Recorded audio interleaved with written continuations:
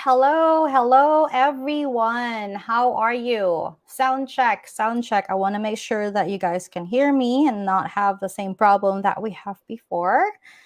1 second here. First, am I on your Facebook? Let's see. All right. Okay, and let's see. All right.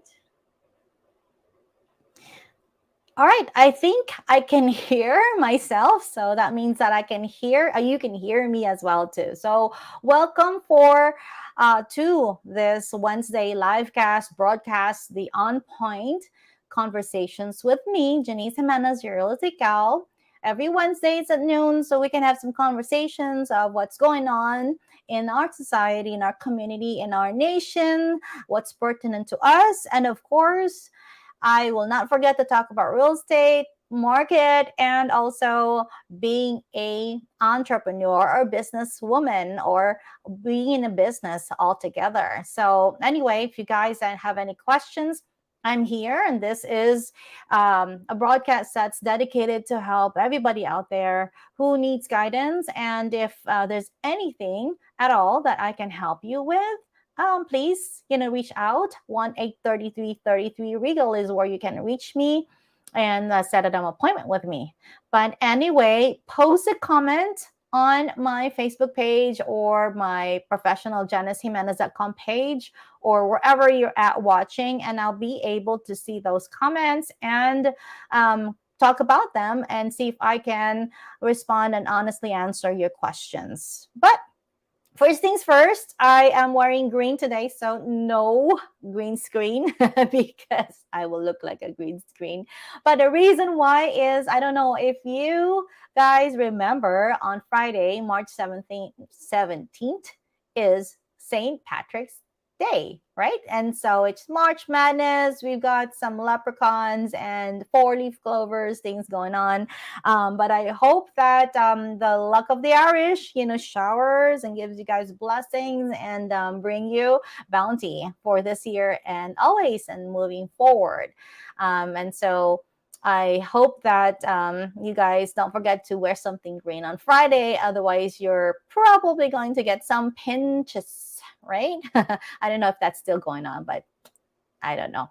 Before that was something that we used to do at the office or at the hospital. We wear something green, otherwise there's gonna be some consequences about it, right? So happy St. Patrick's Day. And I also want to thank the GLA, the Philippine American Chambers of Commerce of South of Greater Los Angeles area, for giving me this honor of becoming one of their top 50 influential Filipinas in 2023. They have their event going on, let's see here if I can bring this up and make it bigger so I can see. They have their event, I believe, is on the 25th. So if you guys are interested to attend that event, there is a scan code right there on the bottom, and I'll also post that. It's actually on my Facebook page already, so you can scan that, and also you can always go to FACCGLA's website to find out about that event. Again, I thank you with all my heart. Thank you for nominating me and honoring me as one of the top 50 influential Filipinas for 2023, along with all the rosters of the beautiful and talented and powerful Filipino women that you are honoring that day. Some of them are my mentors, some of them are my best friends, and some of them I revere and admire in the business community. So kudos for that and thank you. And on behalf of all the women out there, thank you so much for recognizing the efforts that the Filipino women are contributing to the society.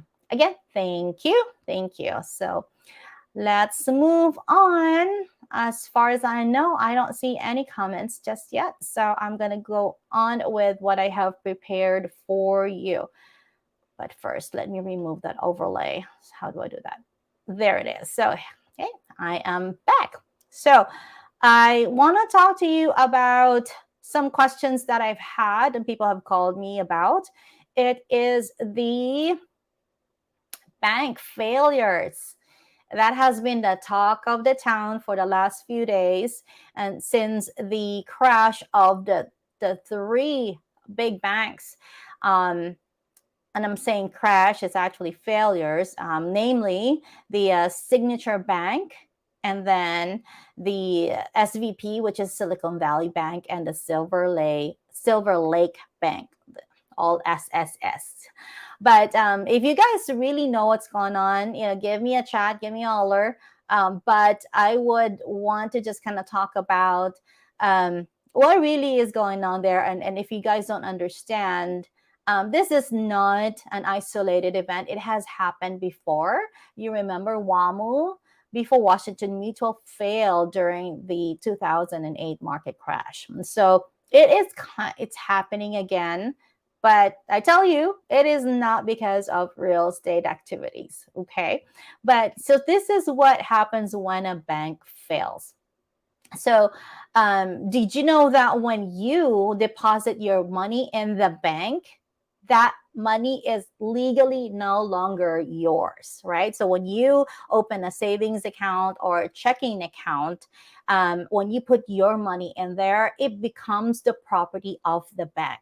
So, and that's always been the case. We just are, it's just an understanding or a mentality that you think it's your money in the bank, but actually you gave it to the bank and you gave them the rights to lend your money to somebody else or other businesses or whatever way they see fit to make money off of your money, right? So when you deposit money in the bank, you're agreeing to allow them to lend it out. And then say if you deposit a $20 bill, you don't get the same exact $20 bill back when you withdraw. So it's like if you have $100 that you gave me to keep for you, right? That's still kind of still yours, because when you take it back from me, if I put it in say in a box somewhere, and then you say, Jenny's gonna have my $100 back, it's the same bill that you gave me. So that money is actually yours by definition. But once you deposit it into a bank, the money is simply not yours anymore. Okay. So you become the, say, stakeholder, shareholder possessing an unsecured property in the bank. Okay. And so, in the recent collapse of the Silicon Valley and Signature Bank and what's the other bank's name? Silver Lake Bank. It demonstrates how a bank or a financial institution can have a failure and impact the existence of personal and businesses. So basically, it's it's really hard to pinpoint what caused what, but the main culprit is the credit that the bank extend to each other or to other institution, is they don't have the solvency, which means that they have extended the loan way too much than they have on their asset or on their holdings, right? So if I can simplify it a little bit more, say for example, you have a family, and you and your sister, that you share a car, right? So now that car is the asset. You use it one week, she uses it the other week, but then it's all fine and dandy until you need it for one night at the same time. So that's kind of what happened. It's all fine and dandy until everybody needs to liquidate or withdraw some money out of the bank. Yeah, I hope you guys are following. So when you take the money off the bank, now the bank is insolvent, which means they don't have enough to cover. Because remember, the money that's been deposited was just never been sitting there. It's also been lent out. So what happens is when everybody has a need to withdraw, which of course has a lot to do with the recent recession. They need to pay their employees. They need to purchase their inventories for their businesses. People needing to withdraw money to buy an asset or something like that. If that happens all at the same time, they of course would end up to not have enough to give out to everybody, and that's essentially why the banks fail. Okay, that's called insolvency. Okay, so what happens then, right? So FDIC comes into the picture, that is the Federal Deposit Insurance Corporation. And you've seen that on the stickers on all the banks, and they'll always say that on the advertising, FDIC insured. But did you know that they only insure $250,000 per depositor? So what's going to happen to the depositors of these three banks is they're going to pay out the $250,000 or less assets or cash to the depositors or their clients. And anything in excess of that, they probably will have to wait until FDIC liquidates their assets, and then they all dispense or disburse or distribute the remaining assets. So they may or may not have all their money back. So that's the sad truth, ladies and gentlemen.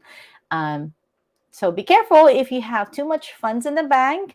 You probably need to diversify banks, meaning you need to distribute those cash to different banks, not one at all at one basket per se, or you reinvest it or invest it to something more tangible and more safe, right?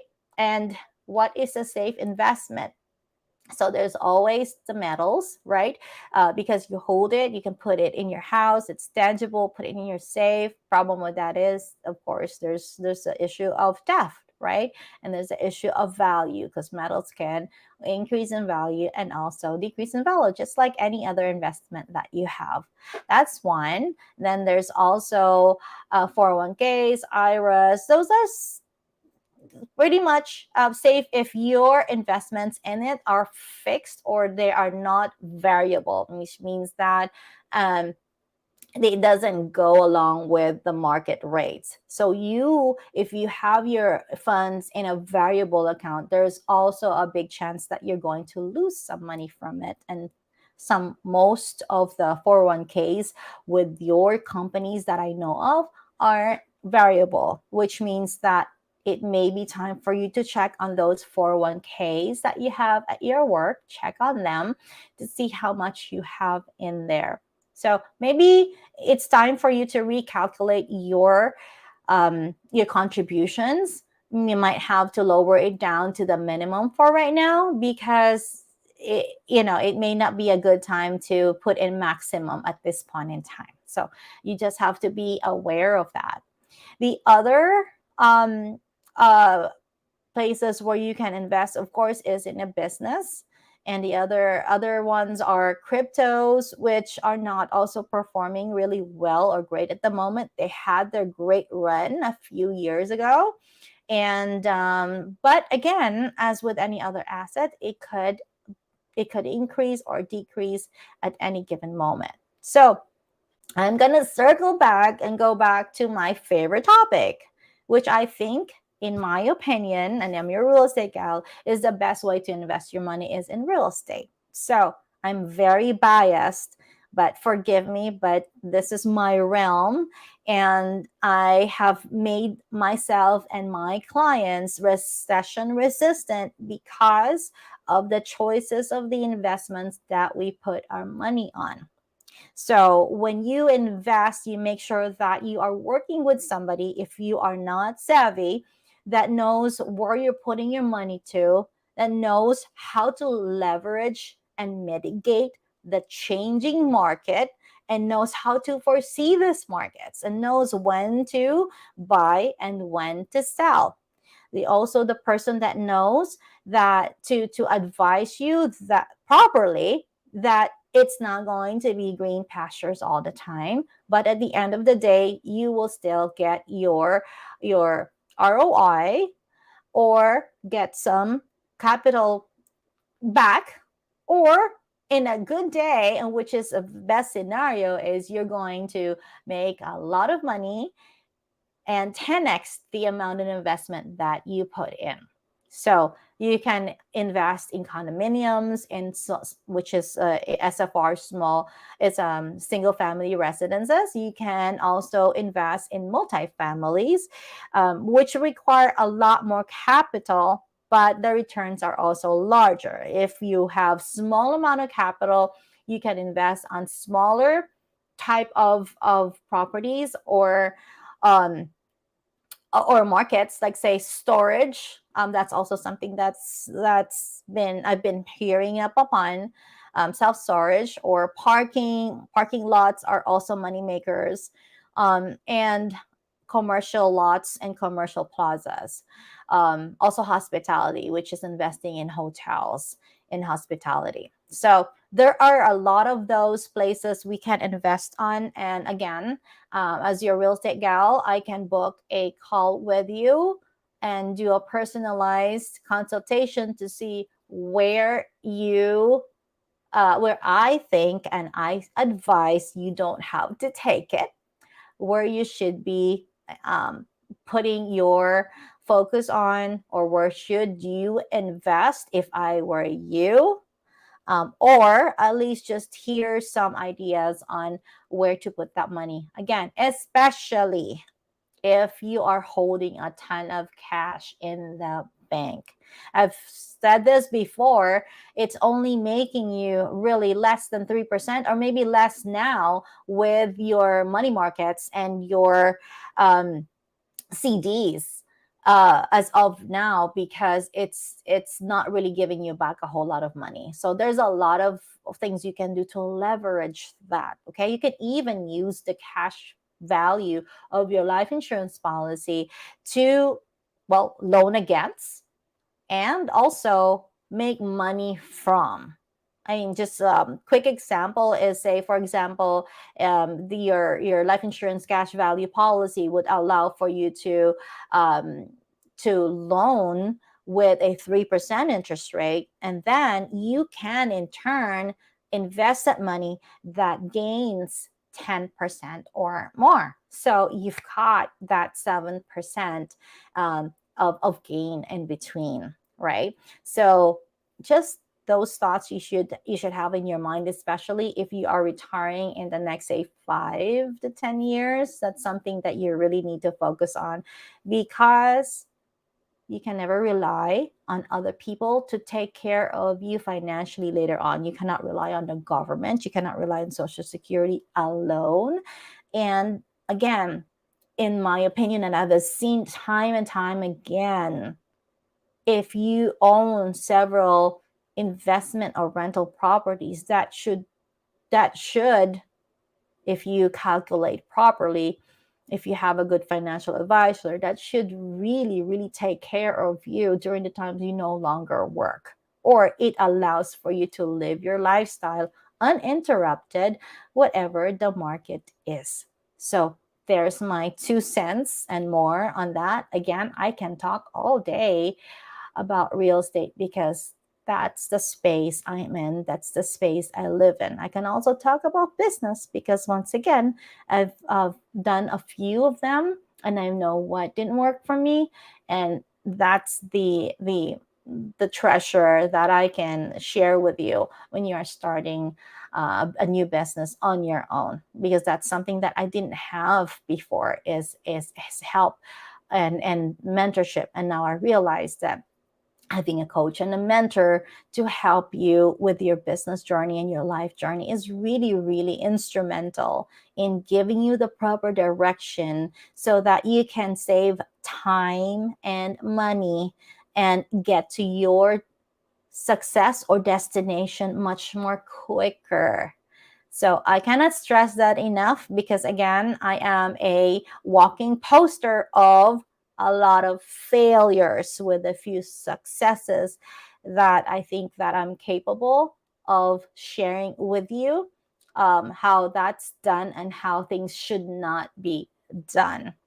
So I hope that that's helpful. Again, if you're interested in that, this is a shameless plug. You can call 1-833-33 Regal and you can book a discovery call with me. So we'll find out if it's the right fit, if I can help you, if I can show you where to go or point you to the right direction. So there's my spiel on that. And now I want to talk to you about, let me see first if anybody is commenting. Not yet. Well, thank you for those who are watching me right now, and thank you to those who are planning to watch me later on the replay. But okay, so I was going to talk to you about networking because just last weekend I went to the Women's Business and Leadership Conference sponsored by the Los Angeles um, Office of Education, and it was a great event. Supervisor Holly Mitchell was there. She gave a phenomenal speech and an empowering message to women. But one of the things that I keep learning is that networking is a great tool for you to really, really put your business forward and meet people that you can use as a resource much later on. And you can, give each other advice and point each other to, so referrals is one, and also some tools and resources. And here's a great example. So in that event, I was also an exhibitor sponsor. So I had a little spread of what I do, who I am, and I have my banners on that event. Let me see if I can share that to you here. Anyway, and I'll keep talking while I'm looking for that. So there were others who were also exhibitor sponsors. So in that hallway, we were able to speak with each other, and of course, one of them was California Credit Union. There are also other ones that are focused on teachers and educators. They have continuing courses, and also there was a lady next to me who was running a um, foundation that helps those people who are looking for jobs. So I know that I told her, hey, I work as a board of director, board member for the South Bay Workforce Investment Board, which those are one of the things that we do is to help people find jobs or retain their jobs with scholarships and workshops and things. And then she says, well, sometimes there are people that don't fit in those boxes, those criteria that the South Bay Workforce Investment Board or the government programs have. So this is one of the reasons why she had started this business, and it is a 501c3, which is a nonprofit organization that she started. She's a really wonderful woman.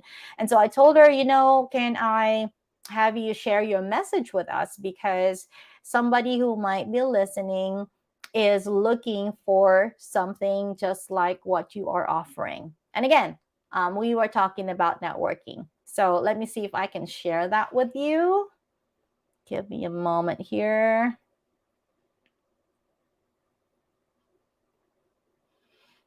I hope you can hear the sound.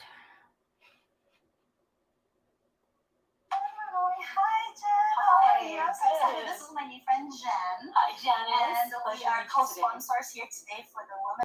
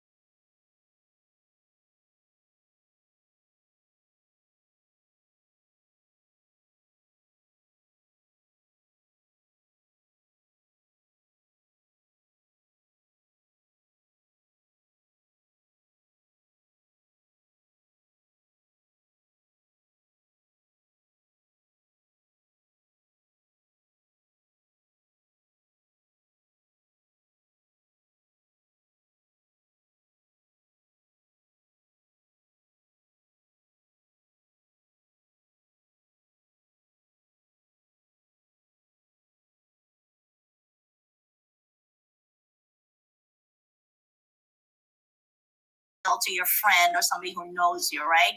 So a lot of the time to your friend or somebody who knows you, right? So a lot of the time to your friend or somebody who knows as your product, they don't see you as what you're selling. You see you as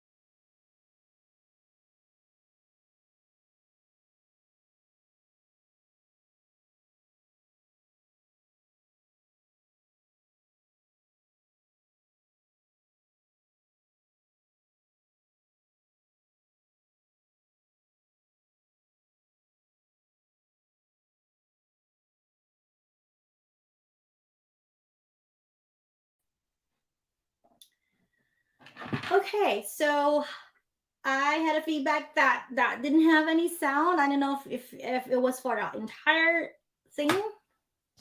My mic is here.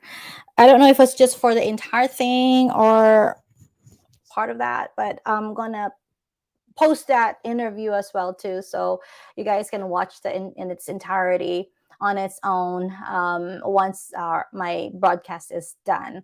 So I hope you got something from that. We talked much about how networking helped her got out of her bubble, and how networking had given her some confidence now to do what she had needed to do.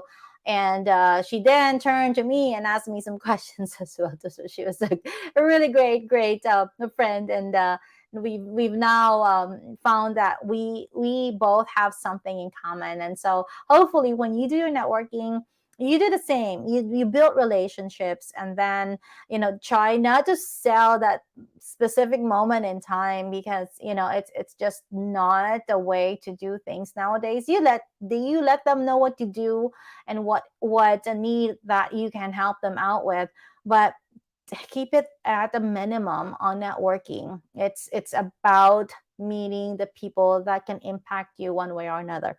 Okay, so I don't know if again, I wish you guys can give me some feedback to see if the sound is on. But I tried to put some videos on the platform itself, but unfortunately, because this is my only my third and learning experience still doing a live cast here, I needed to convert that into a MP4, and that was just straight from my phone. So um lesson learned, I have to convert before I can upload and share with you the actual video. So you see, no matter how much we think we know, we still don't know much, right? So I'm actually trying to see if I can export something here as a mp3, because I wanted to show you um markets in a minute, and I'm just going to give it a try. Okay, so here we go. Well, trying.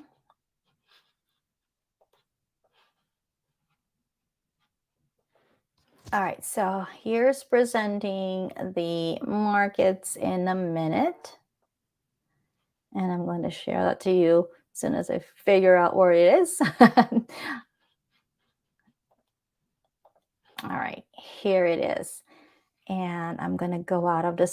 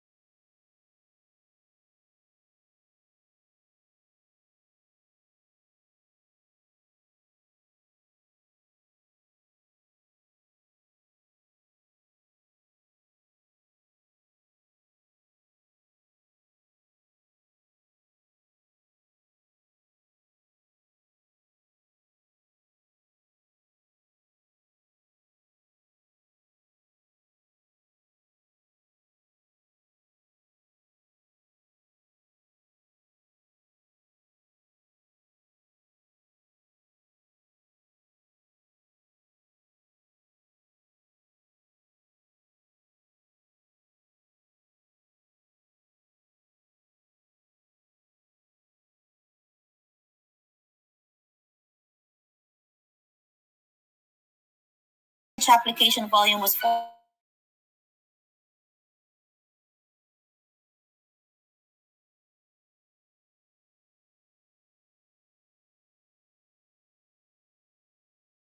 hard. That's markets in a minute. This is Janice Jimenez, your real estate gal.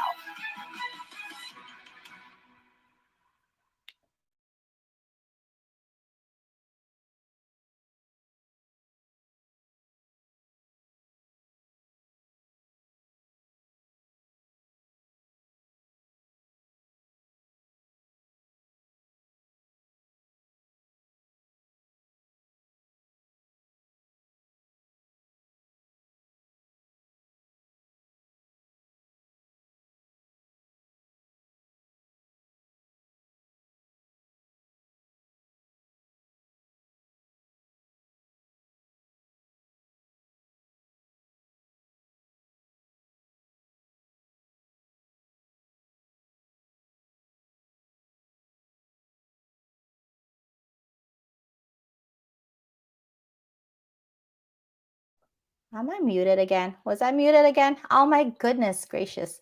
Thank you, Papa Much, for telling me. So I keep on talking and nobody can hear me. Anyway, I have another one of these videos that I wanted to share with you. So can you please stay tuned, and I'm going to try to open it and see if there's video, if there's sound. Okay.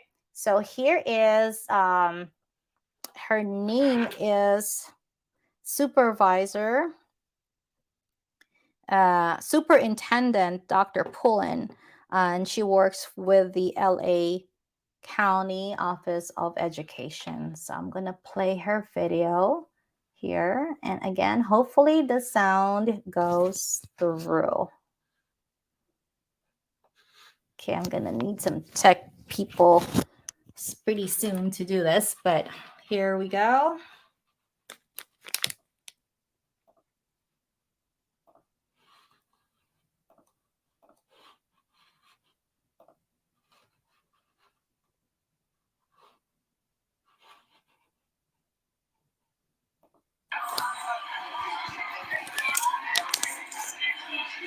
Good morning, everyone. This is Janice Jimenez, and I'm here with Dr. Pullen this morning. We are at the sold out event, right? It's a women's leadership and conference, right? And we are here in Downey, and this is sponsored by the LA by the Los Angeles County Office of Education. Yes, and I'm going to give the microphone to Dr. Pullen so she can tell us all about this event and what LA COE does, all right? Thank you. We are delighted to have you here with us. We're excited about our Women's Leadership Conference, sponsored by our superintendent and the County Office of Education. We're very excited to hear from our superintendent, from Holly Mitchell, from our students performing. It's a great opportunity to come together and celebrate all the great contributions that women contribute to education, to business, to community, to uplift students, and make sure that we're safe and thriving. Yes, and I understand we do this every year, right? But we suggest that everybody register early because it's sold out, and unfortunately today it's probably hard for them to get in, right? Yes. So let's invite them for the next one. We invite you to join us next year. This is an annual event. We took a little pause during the pandemic, but we are excited that everyone is healthy and we can do this in our community. But please join us. Look forward to next year's event as well. Sign up early. Yes. Thank you so much, Dr. Pullen. I feel wonderful to be here and join you today. Thank you. Thank you so much. So that was Dr. Pullen. Let me put my mic back. And she's an incredible, powerful woman herself. And I had just got the opportunity to chat with her during the event. And it's something that I really, really encourage other women to do, is to go out there and be a part of these community events that really put together the power of unified talents and people around us that can really empower us and get us to thinking the right mindset. Okay, so While we're on the topic of mindset, so of course I feel that I have a need to share with you what you can do to help you with your business and your life. And there are things that I wanted to speak to you that was shared with me with a coach friend of, well, she is my coach actually. So, a coach also has a coach, and her name is Maggie. And I feel that her message to me was so important that I wanted to share it with everybody. So, she said that most of us experience working, and we work and work until we burn out, and then it feels like we are spent. It feels like we're at the bottom of our candle wick, and we are sometimes, lost, and we don't know what to do. You want to do something different, you want to keep things steady, you want to keep doing what you're doing. So it's a really good discussion point for you with your partner or with yourself. So these are, she gave me 5 pointers to talk about, or at least to discuss, right? So first is when you're in your business, when you're in your space, when you're in your work zone or in your zone, how do you become memorable to your audience or to your clients, right? So first things is you do things differently. So for example, just don't go by what they normally do when they sell. Don't be salesy, don't be pushy. Be authentic, be yourself. You take time to listen to your possible clients, and the approach is to get to know them, what their pain points are at, and then you try to address those pain points, and maybe someday it would be something that they can really use and change their life, right? It's called empathy mapping, according to Maggie, and it's heart centered type of a sell, which is really not focused on selling. It's really you trying to connect to your clients. So there's an article on medium.com that you guys would want to look at if that's something that you want to look into. Okay. So second is to choose a sustainable business model. So how do you think your business model is working right now, and what part of your business model you can improve or change? So at this time you may think of looking into finding somebody who has done your business before, or who's done the business that you want to do before, to to talk or discuss with you, or even just look at your business model to see if that is something that is sustainable, or something that can work through different types of environments, like say, or market climates, per se. So a mentor or coach can be helpful in this phase where you're choosing a sustainable business model for your business or for yourself. Then number three is you know how to actually scale your business. You can't just keep throwing spaghettis on the wall and see what sticks. And honestly, I have done that in the earlier part of my business journey, because again, I did not have a mentor. I just relied on my own researching and my own uh, intuition and instincts, and just what my thoughts were for the type of business I was focusing on at the moment. So knowing how to scale it would really keep you grounded, and you know where your business is at any given moment. So consider reading Paul Jarvis' Company of One. This is really a good book that talks about staying small is the next big thing in business, and staying small, meaning you want to get your overhead small so you can survive whatever the market climate is. So read that book, Company of One, for all of you solopreneurs out there. It's really enriching. And then number four is to define what freedom is to you. Freedom or success is to you. It's used a lot in our industry, or in business, in real estate, in wealth discussions, and it really is different for everybody. How I define freedom may be different from how you define freedom. Me, financial freedom, is it emotional freedom, is it physical freedom for some people, unfortunately. But define that, what that is for you, and then incorporate that on how you plan or do your vision and mission for your business or your life. So that way you have a measure.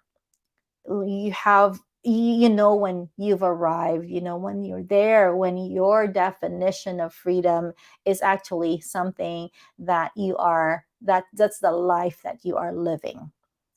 And number 5 is do what you love. um, we as Filipinos, I'm sure some of the other um, uh, race or backgrounds can connect with me when we say this, is that we go with the traditional way of learning, which means we go to school and pick a a commerce or pick a degree, and sometimes that's not motivated by what we wanted to do. Sometimes it's motivated by money, of course, how much money I'm going to get, or how much the salary is going to be after I graduate. Or we could be living somebody else's dream. Our parents would like for us to be somebody. We parents would like us to be a lawyer, doctor, the top fields that our parents always wishes for us to do or finish. But sometimes people do that, and I've known people who've done that, and eventually leave that field because of burnout again, because the honeymoon period is already over, and yes, they're making the money, but the satisfaction and the fulfillment that they get doing what they love is not there unless you are doing what you love. So whatever your passion is, try to find what that is, and cultivate that. Maybe not leave your full-time job right now, but you're thinking of doing something on the side or becoming a new entrepreneur or business owner.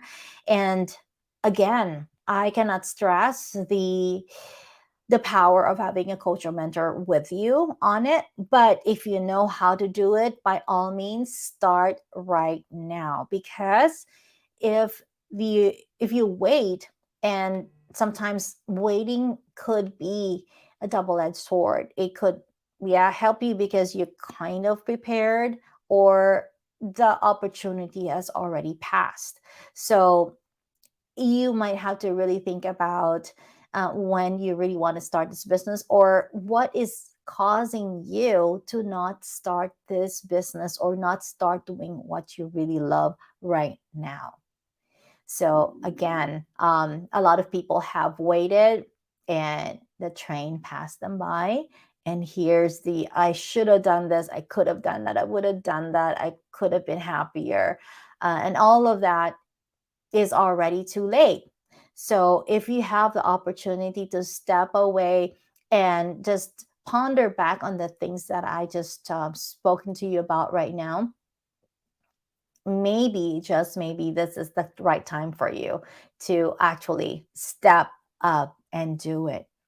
So those are the 5 tips, and I'm going to enumerate them again to see if you need to grab a pen and paper. So first thing is, this is to, well, basically to avoid burnout and refresh and stand out in the crowd and become memorable for yourself and your business. So first things first is do things differently. You might have to relearn new things and redo your advertising, or just rebrand, but do things differently so it's a fresh take on your old business. So it's a new to your old. Secondly, is you choose a sustainable business model. Make sure that it can survive, it can thrive, and in reality, some people are working a lot, working tons, but missing on their family time and not leaving their mark in the world because they fail to have a sustainable business model. So it's also talking about this hobby business of yours or this side business of yours. Do you have a sustainable business model that you have a financial leverage, or it gives you at least a profit or profitable enough for you to keep it going, and not only keep it going but keep you going as well, mentally, psychologically, emotionally, and spend time with your family too. So it should not be something that takes you away completely from your circle, but it should also be something that puts you in in your comfort zone, back to your comfort zone, back to where you feel at home. So that's what I mean by choosing a sustainable business model. So you see, the reason why I delved into business and life coaching is that it's not all about business, it's not all about life. These things go hand in hand, they happen at the same time. So you can't really separate them, but what we can do is to manage them properly so one does not become an anchor for the other. So both of the business and your life has to be moving forward together. And number three is know how to actually scale your business. Oh, that's I think what we did already. First was to have a sustainable business model, and second, and the third one was to actually scale your business. So again, this is the financial side of it, so you know exactly where you at in your business at any given time. If you don't, then you're just hoping, and hoping doesn't really work for business. It's planning that works for business, and you reverse engineer it from where you wanted to be back to where you are now. So you have, say, annual goals or you have monthly goals, so you have those scales to make sure that you're hitting one or two goals, or you're hitting all of your goals at all, or hitting them all at once. So those are the things that you need to focus on when you're doing the business. It's not all about having fun, it's also making sure that you can scale it. And I recommend the book Company of One by Paul Jarvis. This is exactly what solopreneurs, entrepreneurs need to know and read, and I think that it's also going to be valuable for you. Number four, define what freedom is for you. Right. So this is basically your end game. You know, what do you plan to achieve with doing what you're doing right now? Are you going to get there? Do you have a roadmap for it? So if you don't know what freedom means for you, it's harder to know if you have arrived, if you have been successful or something, because you didn't define it in the first place. So um, define that and know that. And I think if you have a vision board like most people do, then that's your freedom, right? That's your end game. When you check those things off one at a time, it feels good. And then after you check one, you can again redefine the freedom or your goals, and then go to the next level. So that's what defined what freedom is for you. And then number five is do what you love. It is important, and it's been said over and over again that if you love what you do, you really never work a day in your life, right? Because you are doing what you love. It doesn't feel like work. And I think that's where I'm kind of at right now is I love what I'm doing. I love real estate. I love, fixing properties. I love looking for properties. I love making homes beautiful. I love putting people in homes. I love making sure that they're able to financially afford the homes, and I love extending them the home loans. I really, and of course now I love sharing the best practices and business knowledge that I learned along the way. And that's why I'm coaching now, because I love doing this. So I think we are towards the end of our broadcast, and you've survived, and I survived another lunch hour with you. I hope that I'll learn something for the next round. I'll feel I'll be a little bit more prepared again, this is a learning experience. I am not techie. I am doing this by myself. But I just feel that this is one way of me getting closer to you and you getting closer and getting to know me a little bit better. So this has been great. Um, oh, hi, JR. Thanks for stopping by. Hi, Jason. Thank you for watching. I do my best to really be of service and give you value every Wednesday. And again, I'm so sorry for still continuing technical difficulties, but I'm getting better. So I'm hoping that we could perfect this. So this is something that I am not good at. And of course, we all acknowledge that we are good at some things and we are not good at other things.